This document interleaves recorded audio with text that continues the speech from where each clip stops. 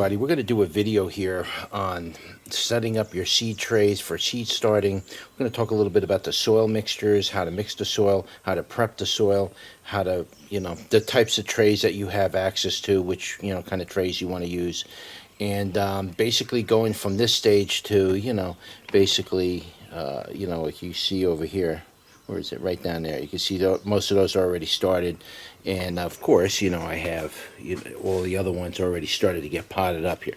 So what we're trying to do here is really try to clear the air on how to properly start your seed trays. Now, this isn't a comprehensive video, but it's going to get you in the right direction. Now, I've made a lot of mistakes in the past, and I still do it even till today. I mean, there's times I just don't prepare the seed trays the correct way, and I'm just in a hurry. And as a result of that, I mean, I make mistakes and I end up getting all the dampening off. I'll have to plant my seeds sometimes 3 or 4 times just because I didn't want to go through the trouble of preparing the soil and sterilizing the soil correctly for me to get ready for starting seeds. So let's start with the type of trays. For example, these are the type of trays I like to use. You can use, they're basically just the normal. I think these are, I don't know what these are, maybe 12 by 24 trays. They're just standard trays, right? So you get your little things here. I like to use the big ones. And the reason why is I'll plant 4 seeds in here of the same variety in each cube, and each cube will contain 4 seeds. Sometimes I do a whole cube, a whole cell for one variety, but most of the time it's one variety per cube. And the reason why I do that is I get at least 4 plants coming up to make sure that I'm getting the right variety, they sprout, and everything else. So that's how I do it with the tray. So I like these bigger ones, and the plants can get quite large inside these larger cells. They can get quite large before you have to transplant them. Being I'm so active most of the time, I really don't need to go this large. I can go with the smaller trays, like this, for example, and just plant 1 seed per tray. But I like to do 4 seeds per cube, and the main reason for that is I have to make up tags for every single one of those, and that's a lot of tags. That's literally thousands of tags by the end of the sprouting season, part of the season. So I have to do thousands of these tags. To eliminate over excessive making those tags, I put 1 tag per cube per variety. It's easy for me. I don't need millions of those tags, and even yet with all of that, I end up consuming probably 600 to 700 tags that I have to make by the time I'm done with the seed sprouting part of the season. So these are the ones I like to use. I like to put 4 seeds in there, and we are done. Okay, so that covers the basic trays. Yes, you can use these kind, or you can use these. Some people go with other types. There's all kinds of systems out there. This is just the way I like to do it. Now, as you can see here, these are already started with seeds. Now, in general, when it comes to the soil, which we're going to talk about now, when it comes to the soil, in general, I would tell you to sift the soil and take out all the larger pieces of detritus, like stuff like this. You want to get all these big branches and stuff out of there. And so this is basically a combination of my soil. Where would you be? Maybe right there somewhere?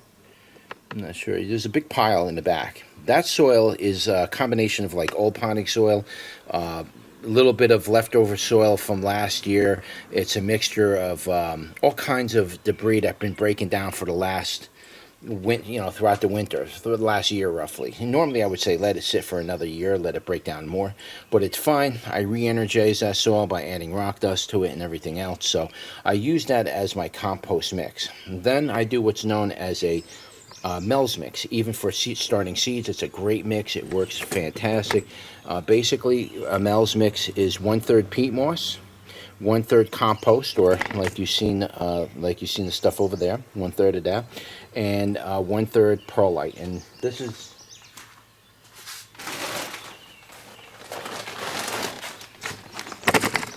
trying to show you up here. This is the perlite that I use. I'll leave links to the stuff in the description where you can pick it up. But I buy the 4 cubic foot bags because I make so much soil that it's literally ridiculous. I can't one little bag of perlite is not enough for me. And I like to use mel mixes in my self-wicking containers and so on and so on. So that's basically the mix that I use for planting as well as for seed starting. And the only difference really is with seed starting and my planting soils is you can, if you want to do this with all of your potted plants and all your wicking container plants, you can literally sterilize all your soil. It's just a lot of work. You could see that pile right there, right? Zoom in on that one. Right there. You see the size of that pile? Guys, there's no way I'm going to sterilize that much soil to fill every one of my containers. That's just absolutely ridiculous. So basically what I do is I'll make my Mel's mix first. 1 part peat moss, 1 part perlite, and 1 part compost. I'll make that up first. With seed starting specifically, I will sift it out, or oftentimes I won't sift it, but I'll go through it with my fingers as I'm filling these trays, and I'll pull all the bigger parts of detritus out of there. But basically what I do is once I get it all mixed, I put that into a container like this. I'll give you the size of these pans in the description. Again, I don't remember what size pans these are, but you have to use these size pans to fit in your oven. If you use anything bigger, it's not going to work out correctly. Basically, one pan, you see right here, 1 full pan of this will do 4 cells worth of soil. So you need 2 pans per tray. That goes for whether you're using the smaller cells or the bigger cells, it doesn't matter. In general, it's going to use 1 pan roughly per half a tray. So you need 2 pans per tray. And so what I basically do is I bake my soil in the oven, because you're going to need to bake that. And you want to take your pan like you got here. You want to take that pan, and then you basically want to cover it with foil. And you want to bake that soil in the oven. I bake my soil. Now, I've read a lot of things online about sterilizing your soil in the oven, and I've tried the boiled water method. I've tried the microwave method. Guys, nothing really works 100% for me, except for the way I'm about to tell you that I do it. I bake my soil right here. I bake that at about 400 degrees, give and take a little bit, for anywhere between 40 minutes to 2 hours. I've left this soil in the oven one time for 3 or 4 hours. It doesn't burn it, but it will cook it. Your house is going to smell like soil. It doesn't smell bad, but you are definitely going to sterilize the life out of that soil. Nothing's going to be in there. You're not going to have any fungus gnats. You're not going to have any fungus. You're not going to have anything alive out of that soil at all. It's going to be completely and utterly sterile. You will not experience dampening off. Now, with that said, that's how I do it. Now, what's recommended online is that they say no more than 200 degrees for 40 minutes, or else the soil starts releasing toxins. I tried to look that up and down everywhere, all over the internet. I can't find out where this source of information come from. Basically, what they're saying is if you cook it at higher temperatures for longer periods of time, the soil can become poisonous or toxic, and the fertilizers in the soil, those will start to leach out and become very poisonous or toxic. I don't know where they're getting this information from, number one. And number two, most of us are not cooking our soils with fertilizers in it. If you're buying Miracle-Gro fertilizer, pre-fertilized with those little fertilizer balls and stuff in there, most of that soil that you get from the big box stores, that's already been depleted. That's already old soil, just so you know. That soil, after a year or so, it gets recalled from the big box store, then sent back to the, I don't know, the Miracle-Gro yard where they store everything. They open up the bags and they pile it all up, and then they revitalize it, and then they repackage it and sell it to you as a lower grade soil, and so on and so on and so on.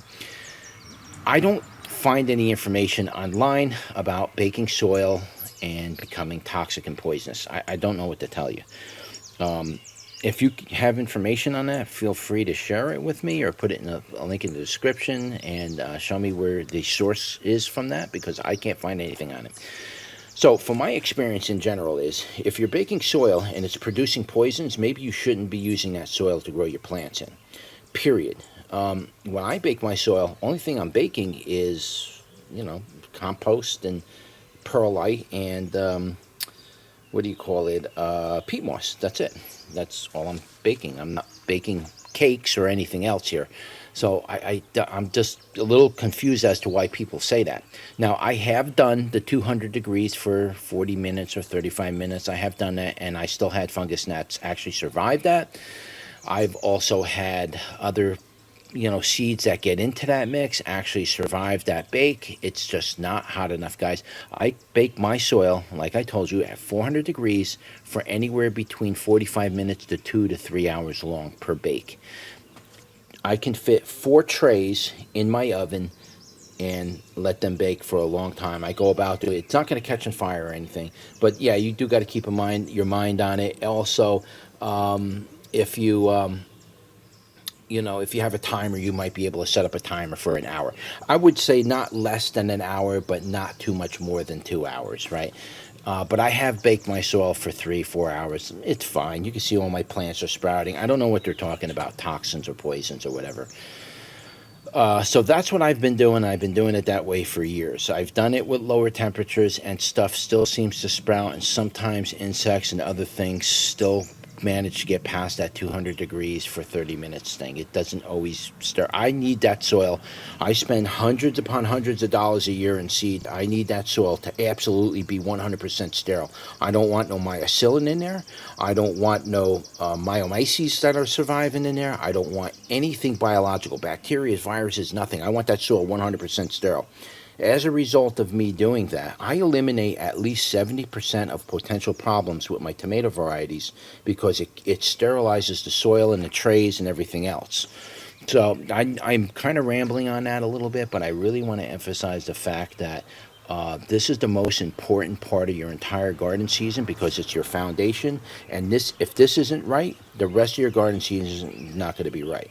A lot of the diseases that are acquired into your tomato varieties and your pepper varieties, they start right out the gate with bad starting soil, and they get sick early, and they carry that sickness on throughout the life of the plant. If you at least start with a good start here, your plants will get a good jump start before they eventually start picking up something from the garden or the other soil that you're planting in.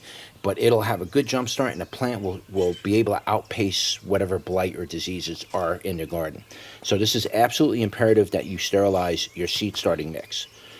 Okay, so now that we have the soil part figured out, we told you about sterilizing. Now we're going to talk about sterilizing. You need to, before you fill these up with soil and you sterilize, as your soil is baking, you need to take your soil here. I mean your seed trays. You need to take all these trays and everything, and you need to soak them in bleach water. Now I make a pretty strong level of bleach, so when you pull your hand out, it's feeling slimy and slicky. I don't care. I want a really strong concentration of bleach, and I'm going to soak all my seed starting trays in there. I put in the 5-gallon bucket. I'll put in 2, 4, 6. I'll put 8 of these cubes in there, and I'll soak them in there for about 2 or 3 minutes. Let them sit and soak in there. You don't have to wash them off clean or nothing. Just soak them in there. Let them get really bleached up, and then pour a little bleach water in here, rub it around your tray. Yes, you literally have to do this if you want a really good success with your plants without them getting sick right out the gate. So you need to sterilize these as well. And once you do that, and everything is totally sterilized, your trays are sterilized, your soil sterilized, all your tags are sterilized, all my little, my number tag, everything's got to get sterilized 100%. Either it's going to go into bleach water or it's going to go into soil. Now, when I bleach water my trays, I don't dry them off. I just bleach them up. I put them back in here while they still got bleach on them, and I don't care. Oh my God, the bleach it's toxic, it's going to kill. It's not that toxic. Bleach is actually a tertiary element that should be in soil for plants that they actually benefit from a little bit of bleach. It's actually a nutrient. So it's not as toxic as you think, number one. Number two, it doesn't have a residual effect. It basically evaporates, and it doesn't turn into a concentration. So you're not putting that much bleach on this thing where you're going to have to worry about bleaching yourself to disease or whatever. So, but you have to do that in order to sterilize absolutely everything. Once we get to that point and everything's sterilized, then basically from that point, you want to take this soil and you want to hydrate it with the hose. This is not pre-hydrated yet. I'm just showing you now you know, what the trays look like. So before I rate it, but you want to kind of give it a once over with the hose, let it all settle down. Once you're done with that, then you're ready to start, you know, poking your holes in here. Like I told you, I make 4 holes, you know, inside of each cell, and I put 4 seeds in there. Sometimes I'll put 5 seeds. Sometimes I actually do 6 seeds in there if I have enough of them, and I'm just doing germ tests. Most of the times I do my germ tests this way. I prefer to do my germ tests like this rather than putting them inside of a container or a plate with a towel on it and wet it up and see if they, yeah, that does give you a quick to see if you're going to get a foot comes out of the seed. But sometimes I want to see the seed develop and so on and so on. So this is the way I like to do it, because this is as close to a natural way of sprouting the seeds going to be. And that's basically it, guys. The most important thing to keep in mind here is for a good potting mix, you want to use the Mel's mix, which is a 1/3, 1/3, and 1/3. And you want to make sure that you bake and sterilize your soil, and you want to make sure that you're definitely sterilizing these trays. And once you're done with that, let me just pull you off of here.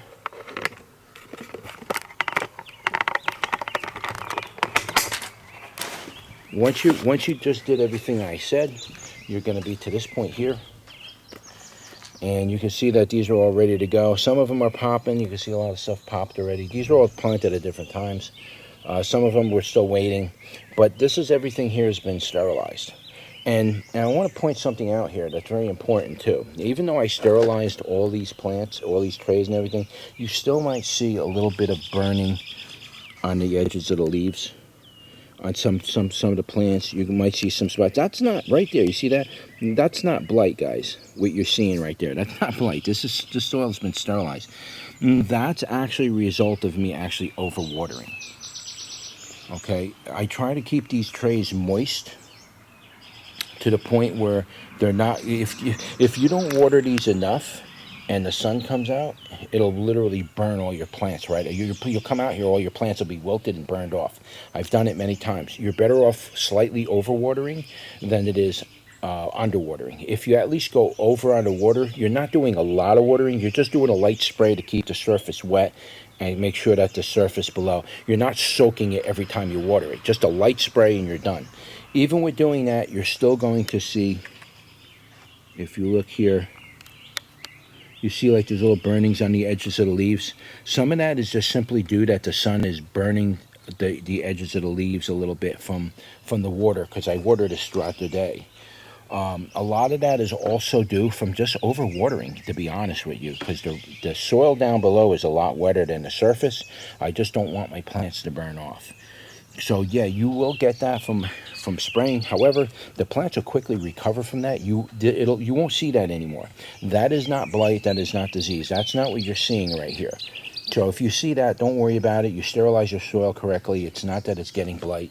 What it's getting is too much water, and that will do that effect. It won't kill the plants, but it'll just cause some problems. You're better off having a little extra water than underwatering and then coming out here and then seeing everything you have here laying flat and dried up because it got cooked from the sun.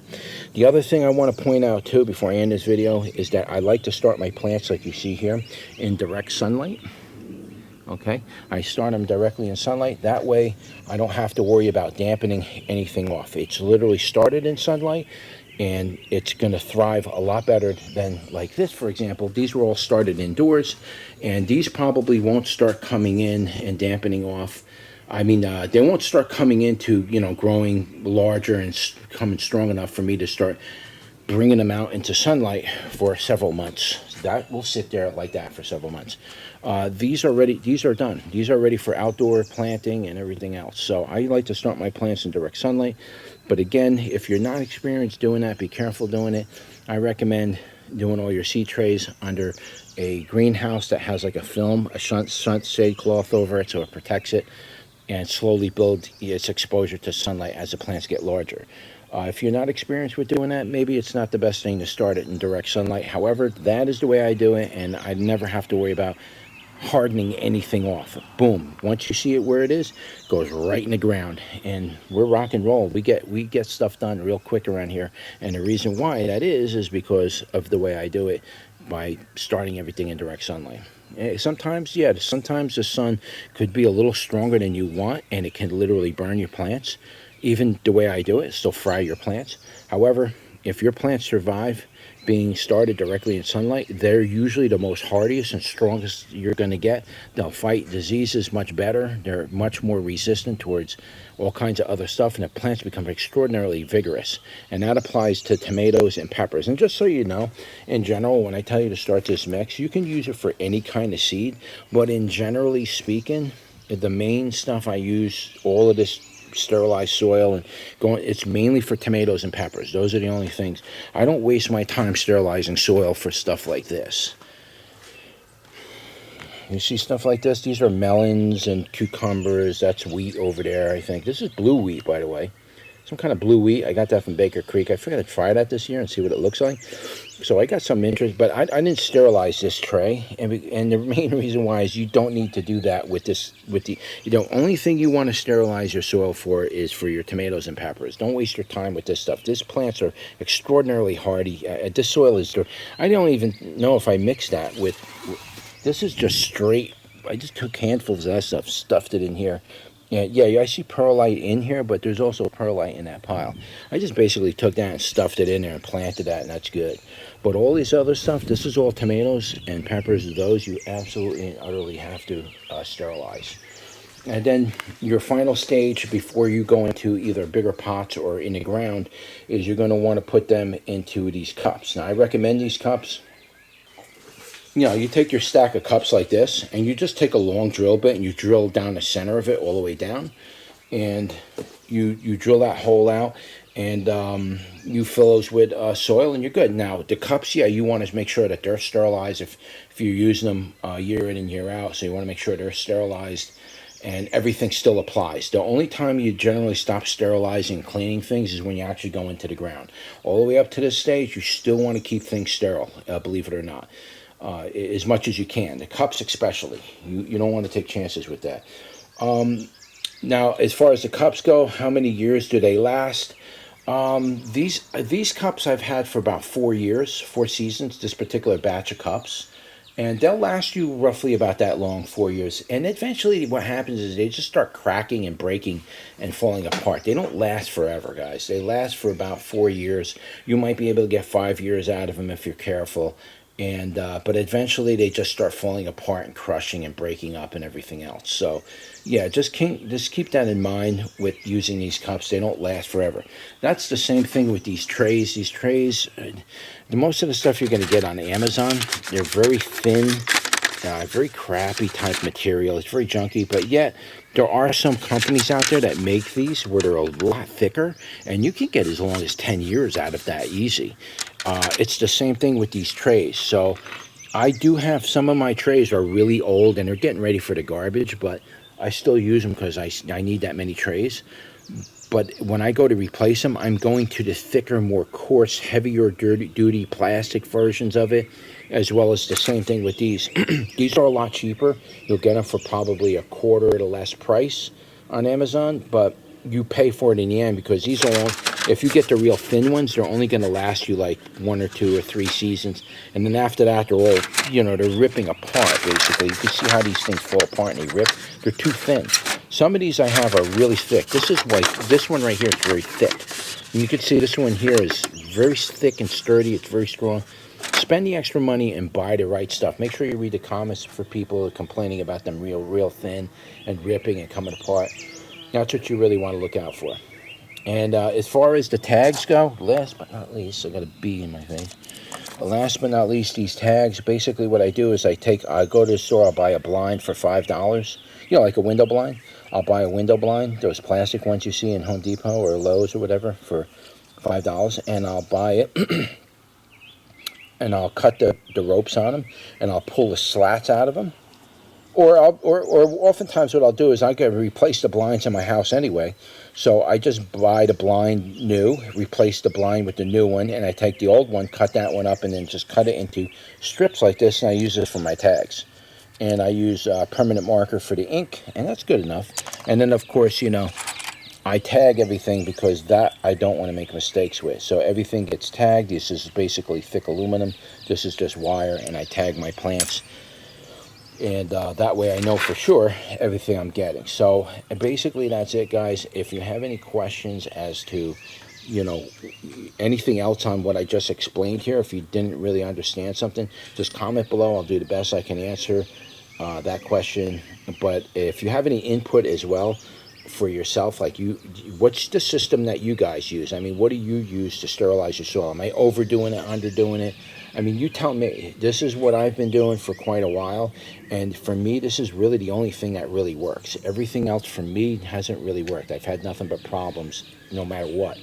If I do it the way I just explained to you, I have a 90% great start, and most of my plants not only survive the whole early blight season, but they thrive.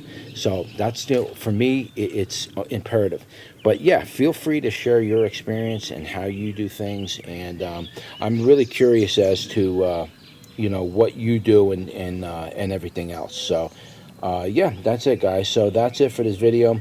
I'll have another video soon. I have been really busy. I haven't had time to make videos lately, but I'll have some more videos coming out soon about some other stuff. We'll do some more tomato reviews this year, and hopefully from there I'll be able to, you know, make some more videos about gardening and, you know, what's going on around the farm here. So anyway, guys, thanks for watching. Don't forget to like, share, and subscribe, and I will see you on the next one. Take care.